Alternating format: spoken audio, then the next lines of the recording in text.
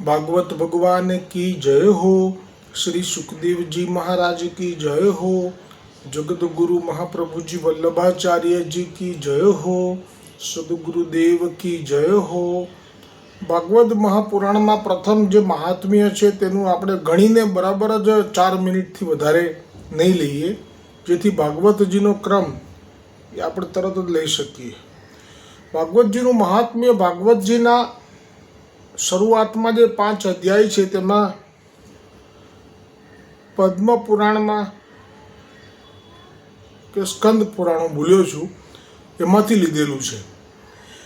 તેમાં ગઈકાલે જે પ્રસંગ આવ્યો હતો કે તુંગભદ્રા નદી કિનારે જે કર્મકાંડી બ્રાહ્મણ ખૂબ સંપન્ન હતો પણ તેને પુત્ર ન હતો અને તેને પુત્ર ન હતો તેથી તે ખૂબ જ દુઃખી રહેવા લાગ્યો। ઘણો બધો સમય વ્યતીત થવા છતાં પણ તેમને પુત્ર પ્રાપ્તિ ન થઈ। જ્યારે ઉંમર હવે ઢળતી થઈ ત્યારે તેમણે સંતાન પ્રાપ્તિ માટે જાત જાતના પુણ્ય કર્મો શરૂ કર્યા। તેઓ દીન દુઃખીઓને ગાય, ભૂમિ, સુવર્ણ, વસ્ત્ર વગેરેનું દાન કરવા લાગ્યા। આ રીતે તેમણે પોતાનું અડધું ધન ખર્ચી નાખ્યું તો પણ તેમને પુત્ર કે પુત્રીનું મોં જોવા ન મળ્યું। તેથી બ્રાહ્મણ ઘણો જ ચિંતાતુર થઈ ગયો। એક દિવસ તે બ્રાહ્મણ ઘણો જ દુઃખી થઈને ઘર છોડીને વનમાં ચાલ્યો ગયો અને બપોરના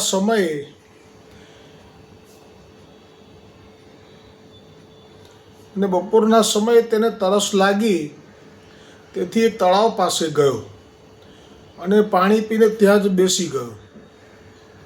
થોડો સમય વીત્યો ત્યારે ત્યાં એક સંન્યાસી મહાત્મા સિદ્ધ હતા તે આવ્યા। જ્યારે બ્રાહ્મણે જોયું કે તેમણે પાણી પી લીધું છે ત્યારે તે તેમની પાસે ગયો અને ચરણોમાં નમીને સામે ઊભો રહીને નિશાસા નાખવા લાગ્યો। ત્યારે સંન્યાસીએ પૂછ્યું કે હે વિપ્ર, એટલે કે સંન્યાસી જાણી ગયા કે આ બ્રાહ્મણ છે, તું કેમ રડે છે? તું મને તારા દુઃખનું કારણ જલ્દી બતાવ। બ્રાહ્મણે કહ્યું કે મહારાજ, સંતાન માટે હું એટલો દુઃખી છું કે ઘર સૂનું લાગે છે। હું અહીં પ્રાણ ત્યાગ કરવા આવ્યો છું। સંતાનહીન જીવનને ધિક્કાર છે, સંતાનહીન ઘરને પણ ધિક્કાર છે અને સંતાનહીન ધનને અને સંતાનહીન જે અમારું કુલ છે એને પણ ધિક્કાર છે। હું જે ગાય પાળું છું તે વાંજણી બની જાય છે,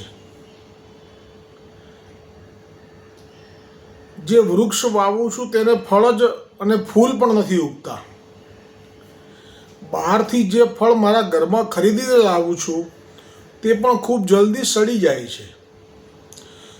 જ્યારે હું આવો અભાગ્યો અને પુત્રહીન છું, હવે જીવીને શું કરું? આમ કહીને તે બ્રાહ્મણ દુઃખથી વ્યાકુળ થઈને તે સંન્યાસીની આગળ ધ્રુસકે રડવા લાગ્યો।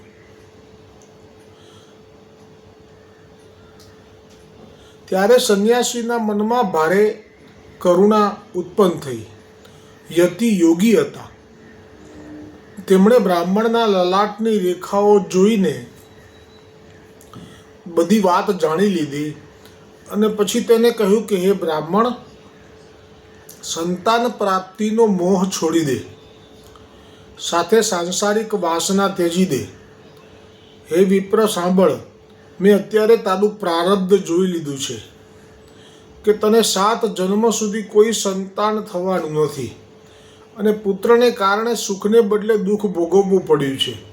એવા અનેક પ્રસંગો છે જે પ્રસંગોનું ભાગવતજીમાં વર્ણન છે પણ એક જ લીટીમાં છે એટલે મેં નથી લીધું અહીંયા।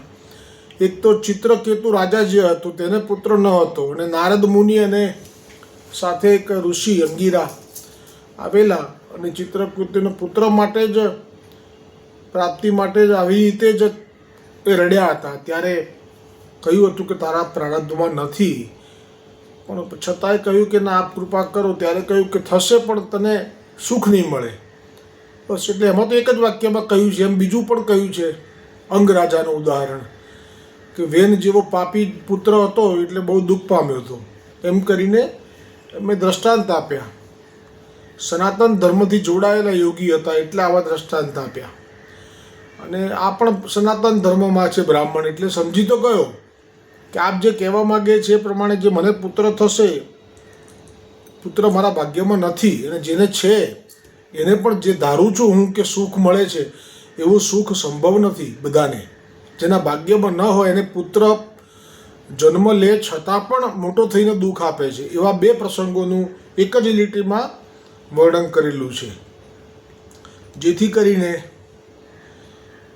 તેમને પુત્ર પ્રાપ્તિનો જે મોહ છે એ છોડાવી શકાય. એટલે આપે કહ્યું કે બ્રાહ્મણ સંતાન પ્રાપ્તિનો મોહ છોડી દે, અને આ પુત્રને કારણે સુખને બદલે દુઃખ ભોગવવું પડ્યું છે એવા અનેક પ્રસંગો છે. તેથી હે બ્રાહ્મણ, હવે તો કુટુંબની આશા પણ છોડી દે. હવે જે આ વચન છે, આ વચન એ પરમ સુખનો અનુભવ કરવા માટે સત્સંગ કહેવાય. મર્યાદા માર્ગમાં પણ ગૃહસ્થ લોકો પણ છે અને સંસાર છોડીને ગયેલા પણ છે, બે પ્રકારના છે. એમાં હવે આ તો સંન્યાસી છે એટલે એ પોતાની પાસે જે છે આપે, જેવું જેની પાસે હોય એવું આપે. એટલે સંન્યાસીએ તો સ્પષ્ટ આજ્ઞા જ કરી દીધી. સામર્થ્યવાન છે એટલે કહી દીધું કે સાચું સુખ એકાંતમાં છે. બ્રાહ્મણે કહ્યું કે મહાત્મા, મને આપની વિવેક જગાડનારી વાણીથી કોઈ અસર થવાની નથી. જ્યારે હૃદયમાં બહુ જ લૌકિક આવેશ હોય ત્યારે સત્સંગની અસર થતી નથી. આવો જ પ્રસંગ આપણા 84 વૈષ્ણવમાં પણ છે. પેલા સારસ્વત જે અચ્યુતદાસ જે હતા, જેની પહેલાં પત્ની મરી ગઈ, પછી ખાઈ પીએ નહીં, પછી બીજા લગ્ન કરાવવાનું કહ્યું તો પાછા ખાવા પીવા લાગ્યા. પણ જે લગ્ન કરાવવાવાળા હતા માતા પિતા, એ મરી ગયા વારાફરતી 10 દિવસના અંતરમાં. પછી જે લૌકિક સ્થિતિ થઈ હૃદયમાં, એ ચાલ્યા જગન્નાથજી સુધી પહોંચ્યા અને ત્યાં મહાપ્રભુજીના વચનામૃત શ્રવણ કર્યા. લીલાણા હતા એટલે બેસી ગયા, પહેલી વખત જ દર્શન થયા, પણ કંઈ લાભ ના થયો. હૃદયમાં ઉતર્યું નહીં કશું, કેમ કે લૌકિક આવેશ હતો માતા પિતાનો અને પત્નીનો. એવી રીતે ધ્રુવજીને નારદજી મળ્યા, સુંદર ઉપદેશ કર્યો કે સાચું સુખ શેમાં છે. તું જે અત્યારે ઈચ્છે છે કે પિતા કરતાં મોટું સિંહાસન, મોટું લોક, મોટું મહેલ, બધું મોટું, પણ એમાં સાચું સુખ નથી. એ નાશ થશે પછી ત્રાસ થશે. પણ ધ્રુવજીએ કીધું કે મને આપના કોઈ ઉપદેશથી અસર થતી જ નથી. એ ક્યારે થાય? જીવ પડી જાય પાછો જ્યારે પડતો તમાચો. એ જ મોટો થઈને જ્યારે એવા અનુભવ કરાવે, પણ ત્યારે આ સત્સંગ યાદ આવે. એટલે મળે છે સત્સંગનો લાભ. ભૂલથી પણ સંતોનો સંગ અફળ નથી જાતો. એક વખત સંગ થઈ ગયો અને જે વચન ઉચ્ચારાઈ ગયા એનો લાભ પછી મળે જ છે, પણ એ સમય મળે. એટલે કહ્યું કે વિપ્ર સાંભળ, મેં અત્યારે તારું પ્રારબ્ધ જોઈ લીધું છે, તું આશા છોડી દે. એકાંતમાં બ્રાહ્મણે કહ્યું, મને વિવેક જગાડનારી વાણીને કોઈ અસર થવાની નથી, તો પરાણે પણ મને પુત્ર આપો, નહીંતર હું તમારી સામે જ મારો પ્રાણ ત્યાગ કરી દઉં છું. બ્રાહ્મણ થઈને મરી જાય યોગીની સામે. હવે યોગીને માટે ધર્મ સંકટ આવ્યું છે. શું કરશે યોગી? આવતીકાલે આવશે. બોલો ભાગવત. હવે આવશે ભાગવતજીની કથા. આપણે ભાગવતજીનું મહાત્મ્ય શ્રવણ કર્યું. મહાત્મ્ય વગર ફળ ના મળે. તો ગઈકાલે આવ્યું હતું કે સુખદેવજીએ કહ્યું હતું પરીક્ષિતને કે શાસ્ત્રોમાં તો પાપોના પ્રાયશ્ચિત માટે પણ વિધાન છે, કુચ્છુ અને ચાંદ્રાયણ વગેરે વ્રત. પણ સુખદેવજીએ જોયું હતું કે જે લોકોએ આ પ્રાયશ્ચિત કર્યા હતા એમના પાપ નાશ પામી ગયા હતા. એ લોકોને નરકમાં નહોતું જોવું પડ્યું, પણ પાપ તો પાછા થઈ જ જતા હતા. એટલે પાપનું જે બીજ છે, એટલે કે જે સંસ્કાર છે પૂર્વજન્મોના, કે વારંવાર કામમાં ફસાઈ જવું, સ્ત્રી સંબંધમાં વારંવાર ક્રોધ કરી લેવો, વારંવાર લોભ થઈ જવો હોય તો પણ બીજું લેવા માટે દોડવું, આ જે વારંવાર થાય છે એની પાછળ પૂર્વજન્મના સંસ્કાર હોય છે. એટલે એ જે છે એ પાપોનું બીજ છે, એ નાશ થતું જ નથી. એટલા માટે આજે તો જે પરીક્ષિત રાજાને હવે સુખદેવજી કહે છે, અજામિલનો જે પ્રસંગ ચાલુ થયો છે એમાં, કે જળમૂળથી જો શુદ્ધિ કરવી હોય પાપની, તો ભગવાનના નામોનું, તેમના ગુણગાનનું કીર્તન કરવામાં આવે. તો પ્રથમ તો જે નામનો મહિમા છે ચિત્તને શુદ્ધ કરે છે, અને પછી પાપો અને વાસનાઓનું મૂળ જે છે એ પ્રભુના ગુણગાનનું જે કીર્તન કરે છે એમાં ઉખડી જાય છે. પણ એ કે આપણાથી નહીં કે અમુક ચોક્કસ સમય સુધી ગુણગાન કરવામાં આવે પછી ઉખડે, એવું નહીં. એ ગુણગાન કરતાં કરતાં એ જે પ્રભુ છે જેમના આપણે ગુણગાન કરીએ છીએ એ કૃપા કરે. અને એ ક્યારે કૃપા કરે એનું કોઈ નિશ્ચિત કારણ નહીં. આપણે ત્યાં પ્રસંગો છે, 2 ભાઈઓ હોય, જગન્નાથ જોશી, નરહરિ જોશી. મોટો ભાઈ જે હતો નરહરિ જોશી, એની પર કૃપા જલ્દી નથી કરી. એણે પણ બ્રહ્મસુમન લીધો, અમને પણ લીધો, બંને માળા કરે છે હસ્તાક્ષરની, પણ બંનેની પર સરખી કૃપા નથી થઈ. નરહરિ જોશી ઉપર પછી થઈ, જગન્નાથ જોશી ઉપર પહેલાં થઈ. એ નાનો હતો તો પણ પછી થાય છે કૃપા. પણ કેમ આવું થાય છે? તો એના માટે તો મુખ્ય કારણ છે કે હૃદયની અંદર નિર્મળતા એ જ્યાં સુધી નથી આવતી. નિર્મલ મન જન સો મોહી ભાવા, એટલે એમાં સમય લાગે છે કોઈને, પણ લાભ મળે છે. ગુણગાન અને કીર્તન કરે તો પાપનું જે જળ છે વાસનાઓનું, એનું મૂળ સાથે ઉખડી જાય છે. અને પછી તો એને કોઈ પણ આવો કામ, ક્રોધ અને લોભ એને અસર કરતો નથી, એવી સ્થિતિ આવી જાય છે. કેટલા બધા પ્રસંગો છે. એટલે આ જે ભક્તિ માર્ગ છે એ પ્રમેય બળથી ચાલે છે. અને પ્રમેય બળ એ ભગવાનનું અને સંતો ભક્તોનું હોય છે ભાગવતજીમાં. અને પુષ્ટિ માર્ગમાં મહાપ્રભુજી વલ્ભાચાર્યજી અને વિઠ્ઠલનાથજીનું, બીજા કોઈનું નહીં. સમજાય તો વંદન છે. અને બીજા કોઈનું માનીને ચાલશો તો મહાપ્રભુજી વિઠ્ઠલનાથજીની કૃપા બંધ થઈ જશે. જે કહ્યું છે એ કરવાનું. જેટલા પણ ગ્રંથો છે એમાં વલ્લભ વિઠ્ઠલની આજ્ઞામાં રહેવાનું કીધું છે. વલ્લભ કલ્પદ્રુમ ફલ્યો, ફલ લાગ્યો વિઠ્ઠલે, શાખા સબ બાલક ભય. શાખાને તમે કલ્પદ્રુમ સમજીને ભજો છો તો પછી તમે શાખામાં જળ સિંચન કરો છો તો પછી મૂળમાં તો થયું નથી. એટલા માટે અને આ રીતે તથા પાપો અને મનુષ્યનું ચિત્ત શુદ્ધ થઈ જાય છે. તથા પાપો અને વાસનાઓનું મૂળ ઉખડી જાય છે. જળ મૂળથી સર્વ પાપોનું પ્રાયશ્ચિત થઈ જાય છે. હવે પાપોનું પ્રાયશ્ચિત થયું. પ્રભુનું નામ લીધા પછી ગુણગાન કર્યા અને એ ગુણગાનમાં પ્રભુનું બિરદ જાણ્યું કે પ્રભુએ તો અમારા કરતાં પણ અધમ જીવોનો ઉદ્ધાર કરી લીધો છે. પછી એમને પાપનું જળનું મૂળ ઉખડી જાય છે. અને તેથી જળ મૂળથી સર્વ પાપોનું પ્રાયશ્ચિત થઈ જાય છે. એટલે આ પ્રસંગ જે છે એમાં સુખદેવજી પરીક્ષિતને નથી કહેતા, પણ આ નારાયણના દૂતો યમદૂતોને કહ્યું.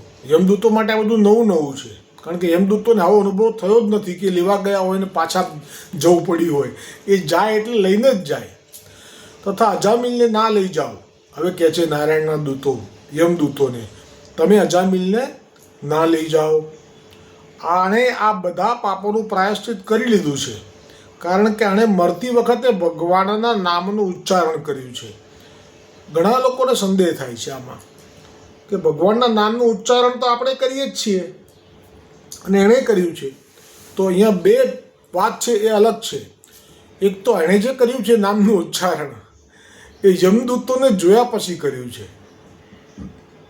યમદૂતોને જોયા પછી એટલે કે હવે મને આ લોકો ખેંચીને નરકમાં લઈ જઈને ગરમ કઢાઈમાં નાખશે, તળશે, સૂક્ષ્મ શરીરમાં નાખીને, પછી પ્રાણીઓની વચ્ચે નાચવા માટે ફેંકી દેશે. આ બધું નોલેજ છે, કારણ કે આ બિલકુલ શાસ્ત્રોને જાણનાર બ્રાહ્મણ હતો એક સમયમાં, બધું જ જાણે છે. એટલે હવે જો એને ખબર છે કે મારી આ સ્થિતિ અજ્ઞાન હોય એને તો આવું બધું ના થાય. ખરા સમયે બીજું કંઈ થાય જ નહીં. તો ક્યાં તો એને મળ માર્ગે જ, આ લોકોને મળ માર્ગે જાય. જે નરકમાં જવાનું છે એના માટે શાસ્ત્રમાં વિધાન છે કે જેના ઘરમાં પણ મળ માર્ગેથી જીવ નીકળે માની લેવાનું કે નરકમાં ગયો. આમાં હું નથી કહેતો, આ કપિલ ભગવાનનો જે સંવાદ છે દેવહૂતિજી સાથેનો તેમાં આવે છે. એટલે જે નરકની વિશે જાણનારો આ અજામિલ એક સમયનો બ્રાહ્મણ છે અને એણે જાણી લીધું કે મારું તો હવે નરકમાં પતન થઈ રહ્યું છે. એટલે જે હૃદયમાંથી એને નાભીમાંથી પોકાર થયો છે નારાયણ. એટલે આપણે જે નારાયણ બોલીએ કે રામ બોલીએ કે શ્રી કૃષ્ણ બોલીએ તે વખતે આપણે જીભથી બોલીએ છીએ. એટલે તો આપણા પ્રસંગ આવ્યા છે પુષ્ટિ માર્ગમાં.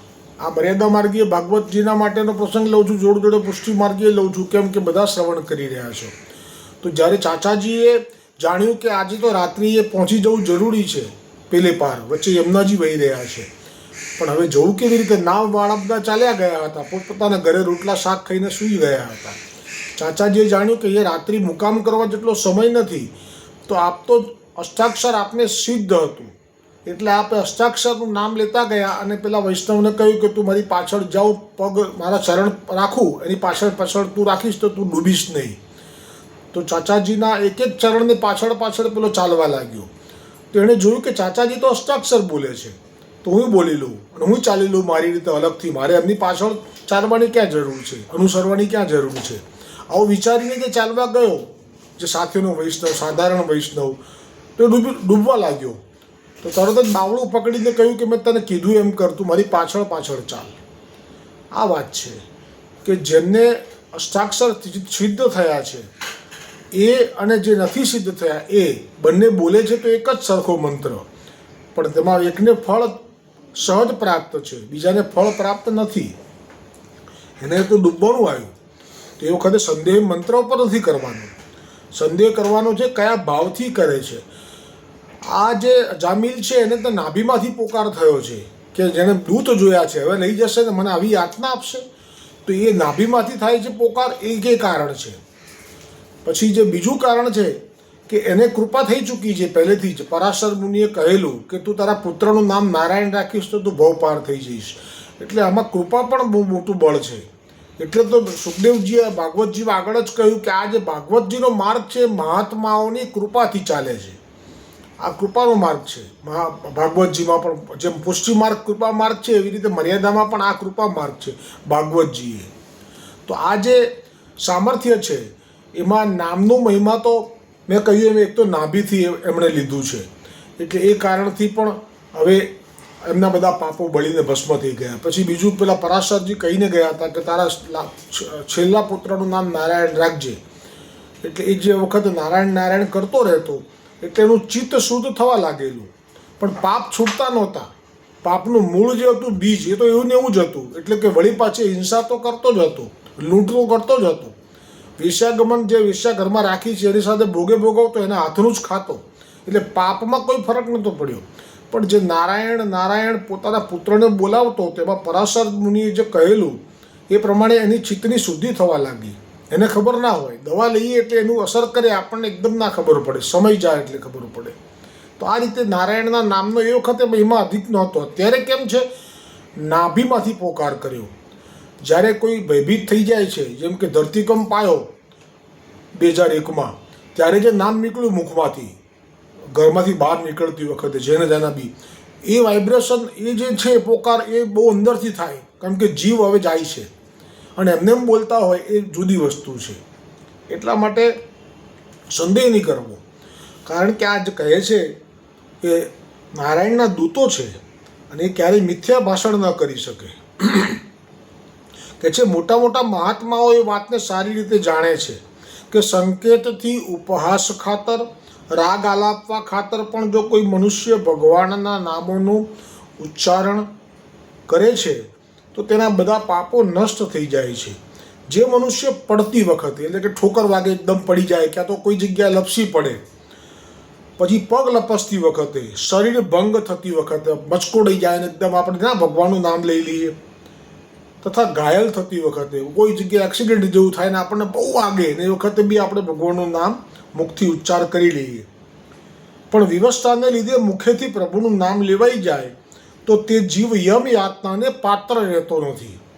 એટલે આ જે કહે છે એમાં એ વખતે મૃત્યુ આવે તો બરાબર આમાં લખેલા પ્રમાણેનો ભાવ ઘણા પોતાની રીતે મન ગળત કરી નાખે છે કે એક વખત આ પડતા લઈ લીધું નામ, છીક ખાતા લઈ લીધું, લપસતા લઈ લીધું, શરીરમાં વાગ્યું ત્યારે લઈ લીધું, બસ પછી જો એ અંત સમય આવી ગયો એટલે કે મૃત્યુ પામ્યો એ વખતે, તો એને યમ યાતના ભોગવવી પડતી નથી. આ પ્રમાણ આપ્યું. આ તો ઠીક છે, યમદૂતો લેવા આવેલા, આ તો આવી રીતે કહી દીધું આપે નારાયણના દૂતોએ કે પડતા આકડતા પણ જો નામ લેવાઈ જાય ને પછી એ મૃત્યુ આવી જાય, જેમ કે આજકાલ થાય છે એવું, બાથરૂમમાં સ્નાન કરવા જાય, ઉંમરલાયક હોય, લપસી પડે, હેમરેજ થઈ જાય, એ શબ્દ છે, પછી શરીર છોડી દે, તો એ વખતે જો નામ લેવાઈ ગયું મુખમાંથી તો હવે એને યમ યાતના ભોગવવાની નહીં. પણ એનો અર્થ એવો નહીં સમજવાનો કે આવી રીતે નામ લીધા પછી જો જીવી જાય એટલે કે મર્યો નથી, અને જીવ્યા પછી પણ હવે પાપ પાછો કરે જ છે, તો પછી એને એ જે છેલ્લી અવસ્થા છે એમાં નામ બોલવા માટેનું સામર્થ્ય હોવું જોઈએ. ના હોય તો આજકાલ તો હોતું જ નથી. એટલે પછી એના માટેનો ઉપાય છે ભગવાનના ગુણગાન.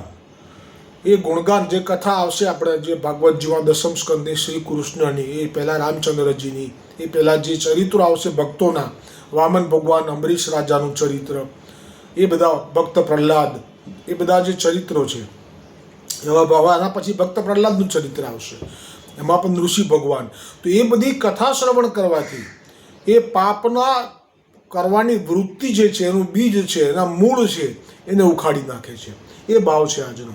એટલે કહે છે કે આ રીતે પડતા અખડતા પણ નામ લેવાઈ જાય તો તે જીવ યમ યાતનાને પાત્ર રહેતો નથી. તે વાત પણ સાચી છે કે તપસ્યા, દાન, જપ વગેરેથી પ્રયાસથી તે પાપો નાશ પામે છે, કબૂલ કરે છે. દાન કરે તો પણ પાપ નાશ પામે છે. આપણે જીએ સૂરીનો પ્રસંગ મેં કીધો, જીએદાસ સૂરીનો, કે પોતે ન્યાયાધીશ હતો અને પેલી બ્રાહ્મણીના પૈસા પેલા ક્ષુદ્રએ પચાવી લીધા, તો ક્ષુદ્રએ આવીને નીચેથી પૈસા આપ્યા ન્યાયાધીશને, જીએદાસ સૂરીને, કે તમે આ બ્રાહ્મણીની પાસે એવું લખાણ કરાવડાવી લો કે એણે પૈસા મને આપ્યા જ નથી, તો હું તમને આટલા આપું છું. તો જીએદાસ સૂરી દૈવી જીવ છે. એણે બ્રાહ્મણીને બોલાવીને એણે બચારીને ભણેલી નથી, અંગૂઠો પડાવી લીધો અને એનું ધન બધું પેલા શૂદ્ર પાસે રહેવા દીધું અને કીધું કે તારું કશું નથી. એટલે પેલીની જે હાય નીકળી એમાં શરીરે કોડ થયો. પછી આગળનો પ્રસંગ રહી ગયો, સારું થઈ ગયો, અત્યારે સમયસર યાદ આવ્યો મને. આમાં કહ્યું કે દાન કરવાથી પણ પાપનો નાશ થાય છે. તો જીએદાસ સૂરીએ જાણ્યું કે આ મારા શરીરમાં જે કોડ થઈ એ નિશ્ચિંત આ બ્રાહ્મણની હૃદયની હાય લાગી મને, કે જે એનું ધન પેલા ક્ષુદ્રએ પડાયું. એ તો બરાબર છે કે ક્ષુદ્ર તો એનું કર્મ ભોગવશે. મેં કાલે કહ્યું એમ, પાપીઓનું કર્મ તરત ફળ નથી આપતું. એમને સામટું વર્ષોના વર્ષો, યુગોના યુગો નરકમાં સડવું પડે છે. પણ દૈવી હોય તરત જ પ્રભુ એને જગાડે છે કે તું તો ગોલોકનો જીવ છું, તું તો વલ્લભનો સેવક થઈશ હમણે 6 મહિના પછી. તો તે આવું કર્યું તો એને સમજાયું નહીં. પણ જ્યાં કૌડ નીકળ્યો કે દૈવી હતો કે તરત જ એણે બ્રાહ્મણીની પાસે જઈ 2 હાથ જોડી અને એના જે પૈસા ક્ષુદ્રએ દબાવી દીધા હતા એ તો આપ્યા, પોતે આપ્યા, ઉપરાંત બીજા આપ્યા, કે એનું પાછળના જીવનમાં એને દુઃખ ના પડે.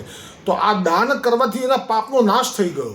અને એ જે જીવ હતી, આજે જે જયદાસ સૂરી હતા, એમના શરીરમાં કોડ મટવા લાગ્યો અને બિલકુલ મટી ગયો. એ દિવસથી એમણે આ ન્યાયાધીશથી નોકરી છોડી દીધી. કેમ કે જે જાગી જાય છે એ કોઈ દિવસ નરકમાં પડવું પડે એવું કામ નથી કરતો. પણ જે અધમ છે એ તો કર્યા જ કરે છે. એને આપણે કંઈ રોકી ના શકાય કે ટોકી ના શકાય. તો આજે જે પ્રસંગ છે એમાં આપણે કહી દીધું સ્પષ્ટ શબ્દોમાં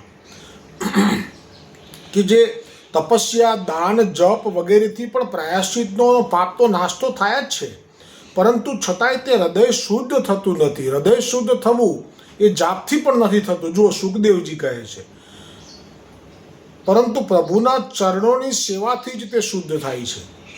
હે યમદૂતો, જેમ સૂકા લાકડા કે છાણાને અજાણતા અગ્નિનો જો સ્પર્શ થઈ જાય તો તે પણ ભેગા ભેગા બળીને ભસ્મ થઈ જાય, તેવી રીતે જ જાણીને કે અજાણતા પણ ભગવાનના નામોનું સંકીર્તન કરવામાં આવે તો તેથી મનુષ્યના બધા પાપો ભસ્મ થઈ જાય છે.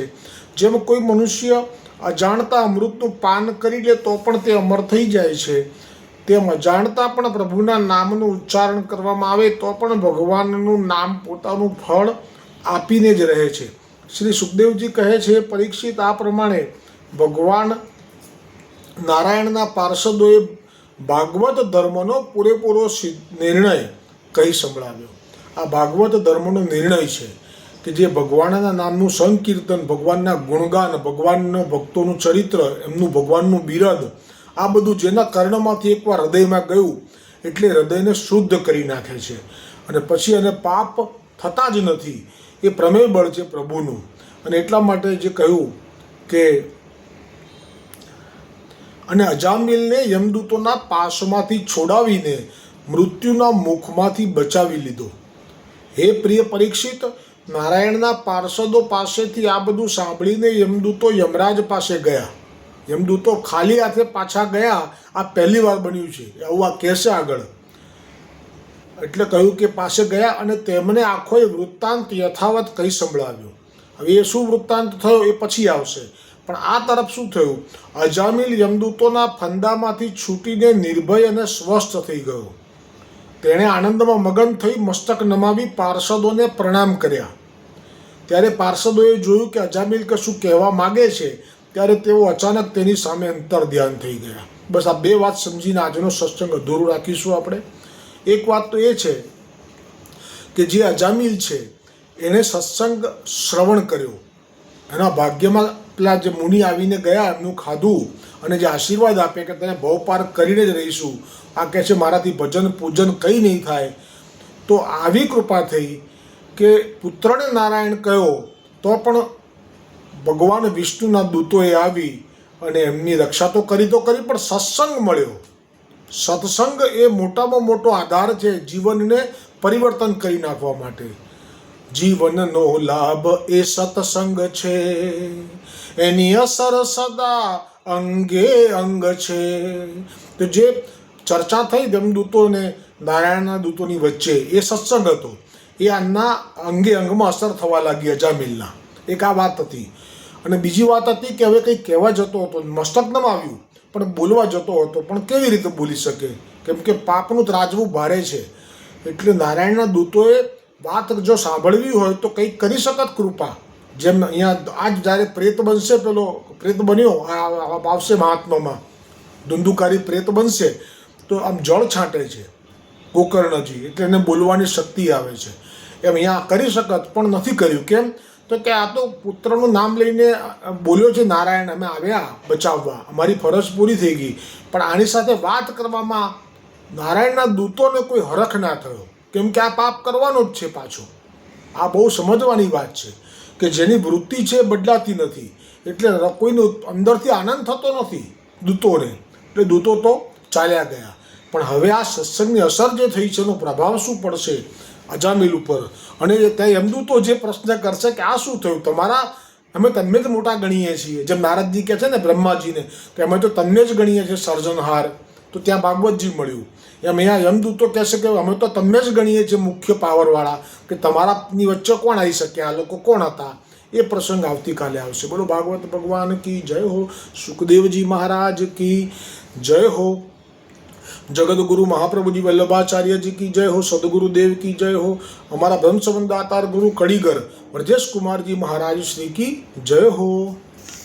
અમારા બ્રહ્મસંબંધ દાતાર ગુરુ એ કડીગર, આપનું જે કંઈ પણ વિશે મારો જે ભાવ હતો એ ગઈકાલના 252 વૈષ્ણવની વાર્તામાં વચ્ચે છેલ્લેથી થોડેક 10 મિનિટ પહેલાં લીધેલો છે, જેમાં આપ શ્રીના પાદુકાજી અને એ સિવાય આપ શ્રીના ચિત્રાજી એનું પણ મેં દર્શન તે વિડીયોમાં કરાવેલું છે.